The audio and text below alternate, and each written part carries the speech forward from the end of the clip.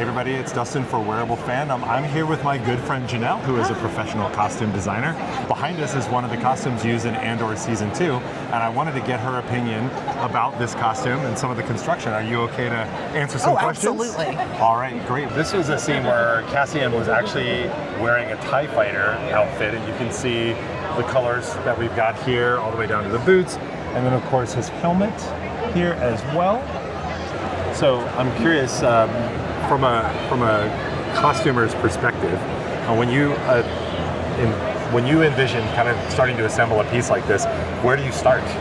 So for me, being primarily down the costume side rather than props, I'm immediately looking at the soft goods here. To me, the things that stand out is this a full jumpsuit, which, as far as I can tell, I think it is just a single-piece jumpsuit.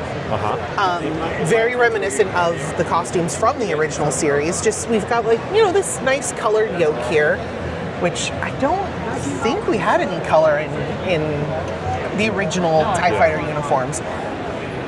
But it does bring kind of a sense of, oh, this is someone from this particular unit. This is the orange unit. So It's a good identifier. In this case, it's also probably a way to tell people apart. Right. Just because you're gonna have a bunch of TIE Fighter folks in this giant hangar or wherever. Now, one thing I should say before, Janelle has not seen Andor. I have not, so I'm doing this blind. I love that you're actually looking at it without that context, because now you can just look at it from what you see versus projecting onto it how it was used in the actual production. Yep. So just a little note there. Okay. All right, so please continue. The other thing that I'm seeing is, because this is a uniform, it's something that's pretty easily reproducible. Like, all of these pockets, it's just patch pockets. We don't have a bunch of stuff going on in line. The top stitching is all just stuff done on top of the costume, rather than having to do things like set in pockets and into seam lines. Honestly, the only place I'm seeing a seam that needs to line up is across this yoke from the body into the sleeve. And for the less educated, the yoke here is the orange parts where that part of the top connects with the rest of the jumpsuit. Yes. Okay. You might call it the shoulder. The shoulder, but the yoke is the professional term? Yes. Got it. We're learning, friends. We are learning. Yeah. Also, from a pattern making perspective, because that is kind of my area of expertise, this is something that is easily reproducible in other sizes, because again, if you have a bunch of these costumes, you need to be able to grade them, you need to be able to make them for different actors, while this one is very likely the one that Andor was wearing. Again, you've got other people that need to wear this costume. The other interesting thing about it is very easily translatable into modern streetwear. Oh yeah. In fact, I'm surprised that I haven't seen someone wearing this just as a jacket. Yeah. But it's also the middle of summer in California. No. But there are actually heroes and villains. He has a Rebels and Alliance, a Rebels and Imperial line, and they'll do jackets that are very much like this, or it'll be like a motorcycle style jacket. I could see that translating really well here. Yeah. There's a uniformity of it, the pockets and the utility, all of that stuff would be really nice. Yep. What about these pieces over here on the wrist and the gloves? Do you have much experience assembling gloves? I have some experience with gloves. Looking at something like that, this is where we start getting in between the prop department and the costume department. I see. Because generally speaking, the costume department is dealing with, all of the wearable pieces, and generally that's soft goods. But you will get some crossover where, this looks like it's sewn in, or at least glued on. in. Yeah, maybe glued on. But that's... Sorry, I'm looking closer at it now. To my eyes, it looks like that's a cast piece that they've then painted and put in there, so it won't come apart into smaller pieces, which is smart, especially if you're going to be, moving around, running around, doing a bunch of shots. You don't want parts that can fall out or get lost or anything like that. Right. Now, this body cast, you were saying that maybe you think that this is like a cast, the control panel in the middle and the harness, maybe the belt and and the boxes next to them? The chest plate looks like it is a cast plastic or resin to me. And looking at it from the side, I can actually kind of see where they've put padding inside it. Oh, can I come around? I'll Yeah, come around if you there. come over here, you can see kind of the edge of foam that's yeah, been set I see in that. there. Yeah, so otherwise it might rub Yes. or damage. It's not usually. Is that for the actor's comfort or to Yes. avoid ruining the costume? It's more for the actor's comfort. It's not really going to save your costume. If it's going to rub somewhere, it's going to rub somewhere. Right. Yeah. Padding will make it a softer rubbing, but you'll still get wear and tear, you'll get pilling, all of that sort of stuff. Yeah. Very cool. And let's go around to the back and see if Yes. there's anything else that stands out. Oh, look. Okay, so the cast continues. So it's Yes. 2 pieces back here. Which is in line with what the original series had as well. My uncle actually had a TIE fighter pilot costume that he wore to the premiere of Return of the Jedi. Okay. And that's the chest plate that he has with that costume was very much like that, where it's a shell for the front, a shell for the back, and there's straps around like your sides as well as over the shoulders that help you actually be able to get in and out of it. Got it.